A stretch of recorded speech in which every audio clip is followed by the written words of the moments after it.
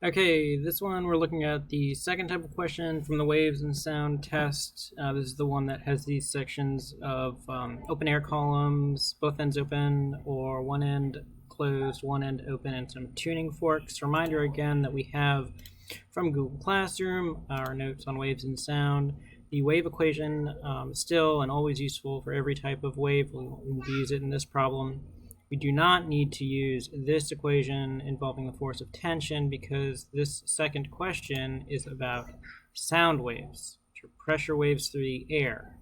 So there is no string, there's no linear density, so we do not need this guy. We can and will use our wave equation up here, V equals F lambda. We also have further sections of the notes on, here's standing waves on strings, but for the second question, we care about standing waves in resonance tubes. Okay, so we have two different types. A tube that's open at both ends is pictured on the left. You can see we have antinodes, symbolized by the A here, at both ends of the tube. If the tube is open, then that end is going to be an antinode. The air molecules can spread out all the way. On the right, we have standing waves produced in a tube that has one fixed end and one open end. The open end is still an antinode, symbolized with an A. The fixed end has a node, similar to both ends of our previous string problem.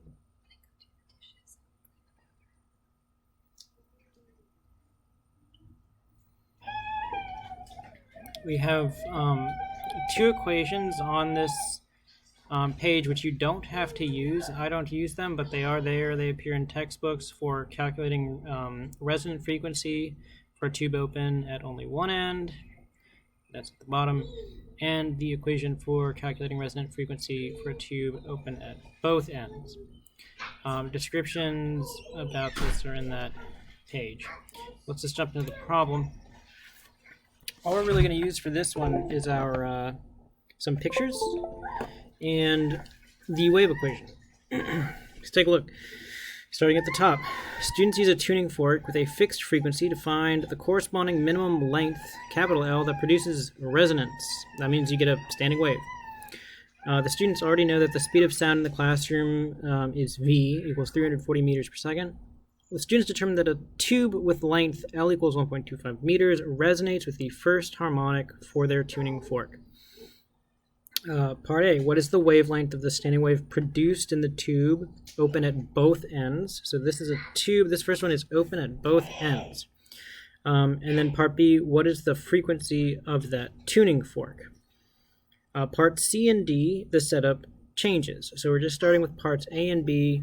A and B correspond to our picture up here. The tuning fork and a tube open at both ends. Firstly, if I draw a picture of a tube, and I say it's open at both ends, then I need to have an antinode at each end. That's a requirement.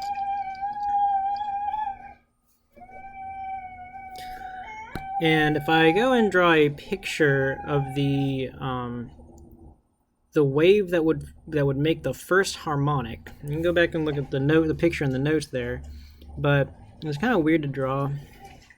There's my one wave, and then I have my other wave, because standing waves are two waves interacting. This is a picture of the wave that produces antinodes at each end. So here's my open end. I have antinodes there. And we get a node right here in the middle. And if I draw a line straight through the center there, that can indicate the length of the tube. And I have what appears to be half a loop produced right here. So from here to here, this is like half a loop. And then from here to here, I have another half of a loop. So in my fundamental harmonic, my first resonating standing wave in a tube produced at both ends, I have one full loop produced, one loop. And it looks kind of backwards and flipped around, but again, if we draw out our sine wave to think about how many lambdas, how many wavelengths do we have there, if I just look at my blue wave that I've drawn, it goes from the first crest, so like right here, down to the next trough right there. So like this is the section that's being represented by the tube. So there's like the length of the tube is from there to there. So we clearly don't have a full wavelength. The full wavelength would go all the way from 0 to 2 pi over there. What instead we have is something less than a full wavelength. If I draw in my other wave to see my standing wave pattern, then you get exactly what we have in the picture that I drew at the top. This is what's inside our tube right there. Okay, so that's half of a total wavelength. It produces one loop, even though it doesn't really look like a one loop. But all the pieces added together add up to one full loop, so that's half a wavelength. Remember we said 2 loops is equivalent to 1 wavelength. So I only have 1 loop pictured, so that 1 loop there is equivalent to, that's half a wavelength. So I have half a wave pictured in here right now. My question for part A is, what is the wavelength of the standing wave produced in the tube open at both ends? So I have a total length of my tube. That's here. There's the total length in green, L. And I have half a wavelength produced in that length of tube, capital L. So I have half a wavelength is equivalent to the full length of the tube. In part A, we're asking what is the wavelength, so we solve for lambda 2 times the length of tubing. Do we know the length? We do. It's 1.25 meters. All right, so 2 times 1.25 meters is going to get me 2.5 meters, or 5/2 meters. That's my wavelength lambda.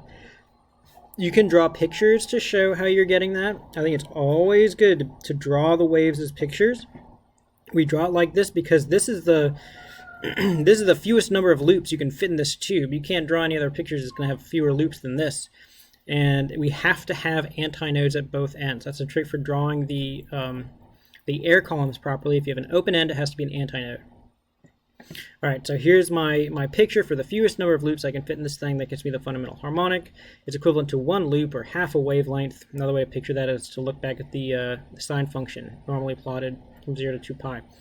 Okay, so wavelength is 2.5 meters. I showed my work over there. I'm going to make sure I have my answer, and make sure you are showing your work for these. So I'd keep all this stuff over here with my answer. And you got units, meters for length. What is the frequency of the tuning fork? Well, we know the velocity of the wave. That's given because it's a sound wave. Now, this is going to be the velocity for all parts of this question, because we're not changing anything about the density of the air, the temperature, or anything like that. We now know the wavelength is 2.5 meters. So then we go to our trusty wave equation, v equals f lambda. What are we trying to find? Frequency. Let's solve for that. F equals v divided by lambda. I know my velocity is 340 meters per second. I know my wavelength is 2.5 meters. I'm just going to keep these guys in decimal form. So I have a frequency of 136, and make sure we have our units, hertz. Let's put a little box around our final answers to make it nice and clear. We got our work there. So we're good to go. Now parts C and D, we have a slightly different setup. Be careful to read the question. The students now take a new tuning fork with a frequency of 440 hertz. Okay, so now our frequency now is different from the previous part. Now we know frequency. It is not unknown, it is known. And they attempt to produce the first harmonic, or fundamental harmonic, or fewest number of loops, in other words, with a tube open at one end and closed with a stopper at the other end. The stopper is adjustable, so they can change the length, L0, of the air column, pictured below.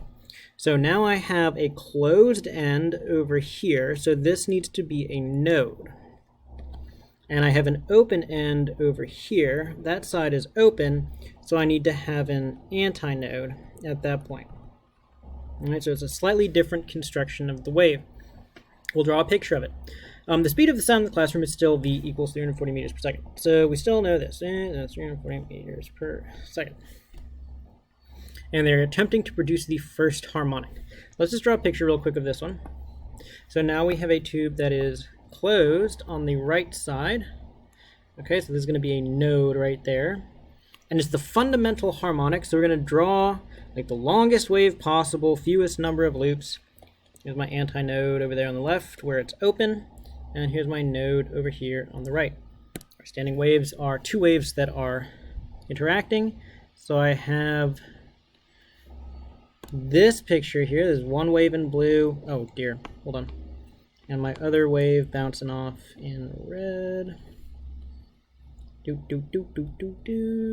Okay. And my length of tube here, actually they're calling it L0. So I'm not going to call it L. I'm going to copy what's in the question to L0. There's the length of the tube. And remember that the students are attempting to produce the first harmonic. So this must be the picture of the first harmonic. The fewest number of loops. And we look, how many loops do we have here? This is going to be half of a loop. Right? Here's like from a crest to a node. Crest from a node. So this is only 1/4 of a full wave. It's half a loop. This is half of a loop. And half a loop, because 2 loops is 1 full wavelength, half a loop is going to be equivalent to 1/4 of a wavelength. And I can say I have 1/4 lambda in that length of tube L0. All right, so there's a picture to kind of give us a starting point. So the questions now, part C, what length should the students adjust the air column to in order to produce the first harmonic? So L0 is what we're looking for. L0 is what we're looking for. We know we have a frequency and the wave speed right here. So we can calculate what lambda should be. We know, let's write it over here in our box, we're doing our work. We know V equals F lambda. We know frequency is 440, we know velocity is 340, so we can solve for lambda. What is going to be the wavelength of this wave? So we're looking for lambda, let's solve. V over F equals lambda. My velocity is 440 hertz. Wave speed, I put that upside down. Velocity is 340 meters per second. Divided by frequency is 440 hertz. That's going to be equal to our wavelength lambda. 340 divided by 440. We have 0.77. So the wavelength is 0.77. I'll round it. I'm going to call it 0.773. I'm rounding it. And that is a length in meters. Now we're not done yet. We said what length should the students adjust the air column to? So the air column, that's the length of the tube. So we are looking for L0. Lambda and L0 are not the same. We need to know their relationship. That's what we got from our picture. There's a relationship between lambda and L0. We're looking for L0, the length of the tube. So now that we've determined the wavelength, we can say 1/4 of the wavelength is equivalent to L0. We know what lambda is, so we've got 1/4 of 0.773 meters is equivalent to L0. What is that? I don't know. I'm going to calculate it. 0.193. 0.193. We're rounding. It means these are a reasonable number of digits. L0. So the wavelength is much longer than the length of tube. In fact, the wavelength is going to be 4 times the length of the tubing when we have one end open and one end closed. So I needed to determine the relationship between lambda, the wavelength, and the length of tube. In the case of a tube that's open at one end and closed at the other, then 1/4 of the wavelength is equivalent to the length of the tube. Then I used V equals F lambda over here to calculate what the wavelength must be, since we know the frequency and we know the speed of the wave. Once we have the wavelength, and since we know the relationship between wavelength and L0, we can calculate what L0 is. That's going to be the length the students must adjust the tube to so that they get the first harmonic. Part E, what length should the students adjust the air column to in order to produce the 5th harmonic? Show mathematically how you determine your answer. All right, so you can also draw pictures for this as well. So one thing that that's odd about the air columns where you have one end open, one end fixed, is you only have these odd number harmonics. So this is the first harmonic, or the fundamental. All right, the next one, we say we can't have a second harmonic because I can't have a note at each end. I have to have an antinote at one end and a note at the other end. So if I go and I draw my my next harmonic, then I'm going to have still a note at one end. I must have an antinote at the other end. But now our wave will look slightly different. Now we're able to go from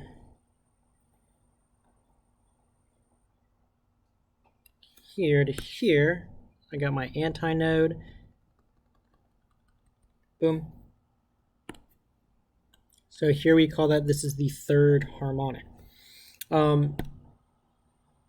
We can look at, when we compare this one, we say how many loops do we see here? I see 1.5 loops. So I have 1 1/2 loops.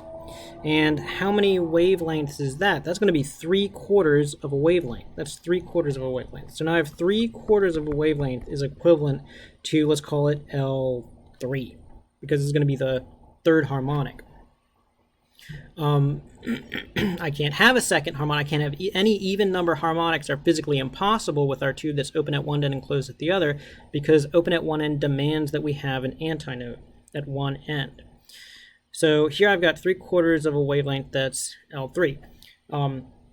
That's the next physically possible standing wave harmonic. Where we get these first, third, fifth, these odd number harmonics come from the pattern we notice in the numerator.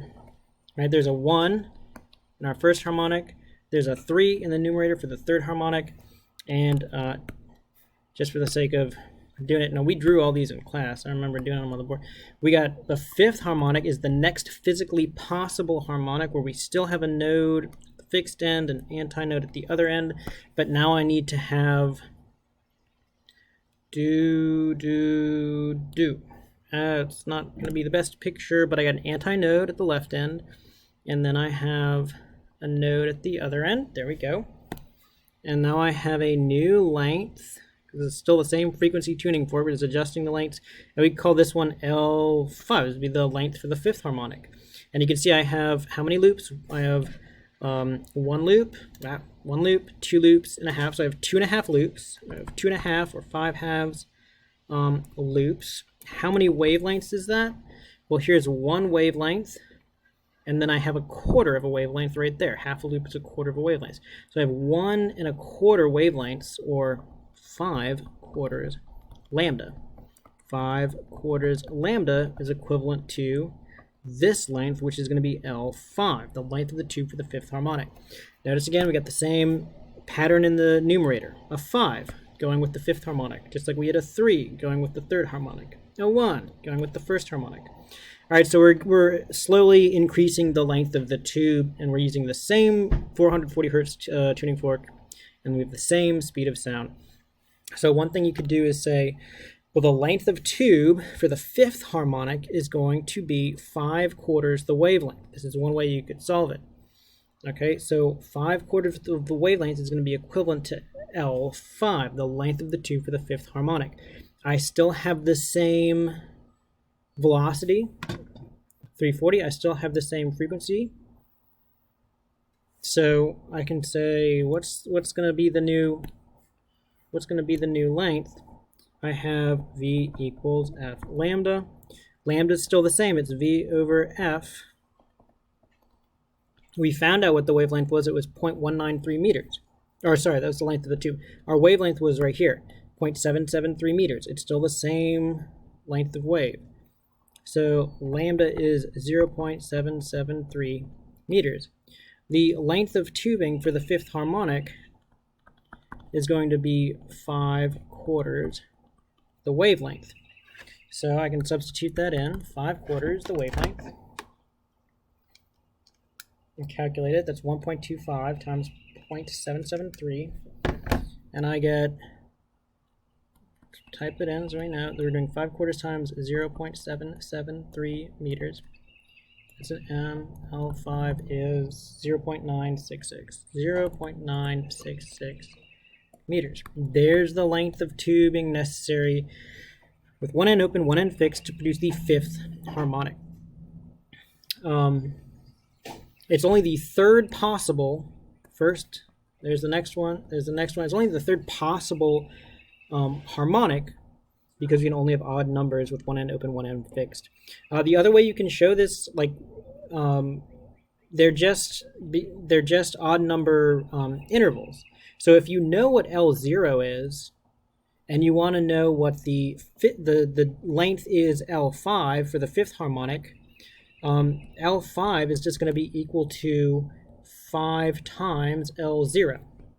And sure enough, if we go back to our length of L0, 0.193 meters that we have here, and we multiply that by 5, we get 0.966. We get the same value that we got right here. Okay, so I can show my work that way, or I can show that the, I'll call it L5, we can just call it L, the next length for the fifth harmonic is going to be equal to 5 times the length for the first harmonic. And so that's going to be equal to 5 times 0.193 meters. So that's our 0.966 meters. Right, and we can also show that with our pictures. Some people do pictures just like this to show that, yeah, there's the fifth harmonic. This is what it looks like.